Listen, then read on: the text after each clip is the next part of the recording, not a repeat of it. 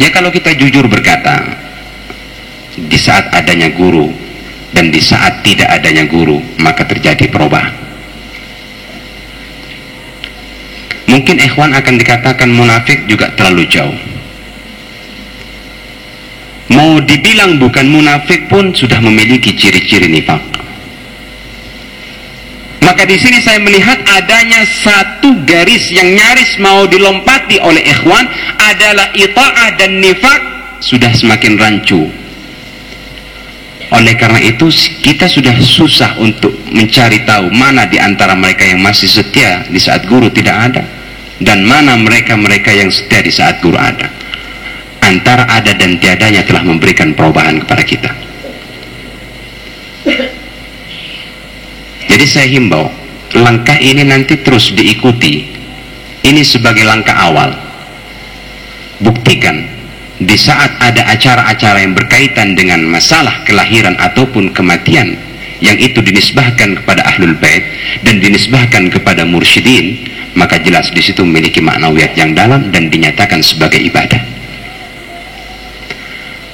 Mari sejenak kita berbicara tentang hati. Ingatlah kepada firman Allah di dalam Al-Quran. Di dalam Al-Quran Allah subhanahu wa ta'ala menyebutkan Allahul ladzi akhrajakum min butuni ummahatikum la ta'lamuna syai'a faja'ala lakumus sam'a wal absara wal afidah. Dialah Allah yang telah mengeluarkan kalian dari perut ibu kalian di mana kalian tidak mengetahui apa-apa. Kemudian Allah menjadikan bagi kalian di situ pendengaran, penglihatan dan hati.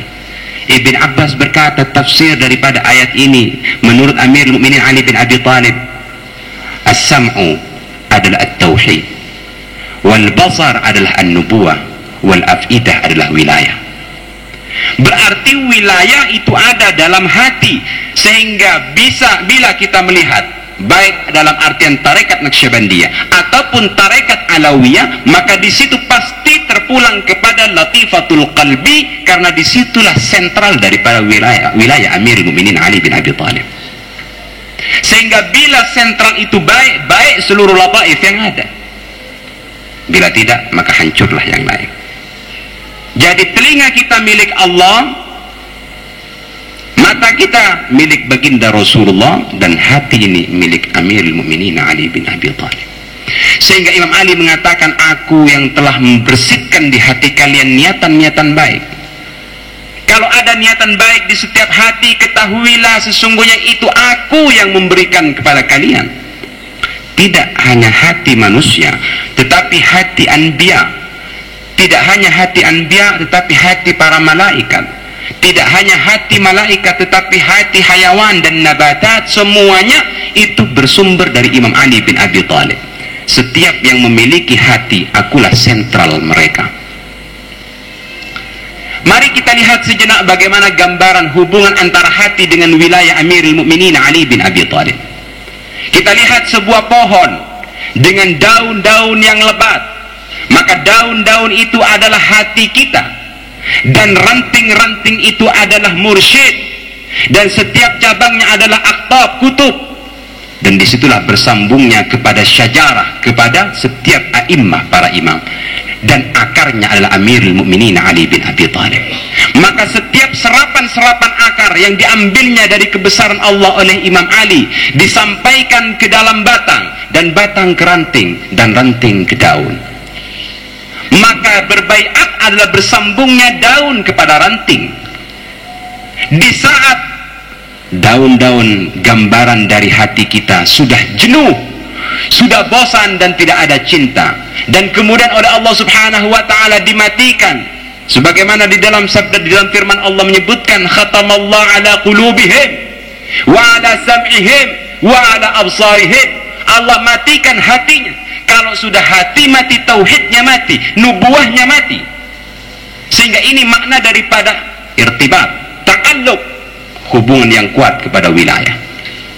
Maka kemudian daun itu oleh Allah subhanahu wa ta'ala akan dijatuhkan, dan tidak ada hubungan lagi antara daun dengan ranting. Ikhwan, sekarang bertengger di setiap ranting, dan berada di ranting Alawiyah. Ranting inilah nantinya yang dipercaya oleh Amirul Mukminin untuk memegang beberapa daun. Dan apabila antara daun dengan ranting sudah tidak ada hubungan, maka disitulah terjadi perpisahan antara murid dengan guru, sama halnya dengan perpisahan antara diri dengan wilayah. Lantas syafaat siapa kelak yang akan kita pinta? Kalau yang disampaikan oleh Imam Ali, serapan-serapan daripada kemurnian Allah, kesempurnaan Allah yang disampaikan kepada setiap daun, dan daun itu adalah hati kita, maka pasti positif. Waktu positif, di waktu positif kesak, maka sampian ben kaula bakal mangki zikrullah kesak ladzat, salawat kesak ladzat, salat kesak ladzat, semuanya menjadi enak, semuanya menjadi ladzat karena irtibat dan ta'alluq kepada Amirul Mukminin masih kuat. Apa sih datang dari sana kok telepon Imam Ali kesak bagus. Apa mak daun kaya keren, apa mak daun kaya kareko, apa mak daun kaya ento bisa keker. Keesak tentu jaabak pada pengaruh dari luar, daun yang menguning karena pengaruh daripada mentari, daun yang sudah rusak itu karena adanya ulat, dan itu faktor luar, bukan berasal dari akar. Tetapi merusak sampean dekian, yang merusak kita semua ini adalah orang-orang luar, pihak-pihak luar yang apabila kita terlalu banyak keluar, maka kembalilah kepada firman Allah. Apa firman Allah di dalam Al-Quran? Di dalam surat An-Nas, Bismillahirrahmanirrahim, Qul a'udzu birabbin nas, malikin nas, ilahin nas, min syarril waswasil khannas. Keburukan daripada waswas yang itu berasal dari jin ataupun manusia.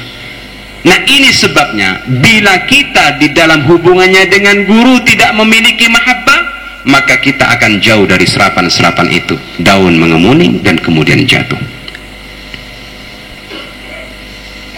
Ini kaset tong pengajian, saya sangat prinsip.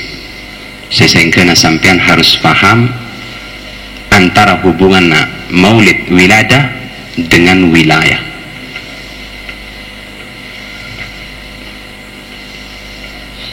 Nah, marilah kita kembali untuk bersyukur kepada Allah Subhanahu wa Ta'ala dengan adanya guru, yang dimana guru kita merupakan kepanjangan daripada wilayah Amirul Mukminin Ali bin Abi Thalib.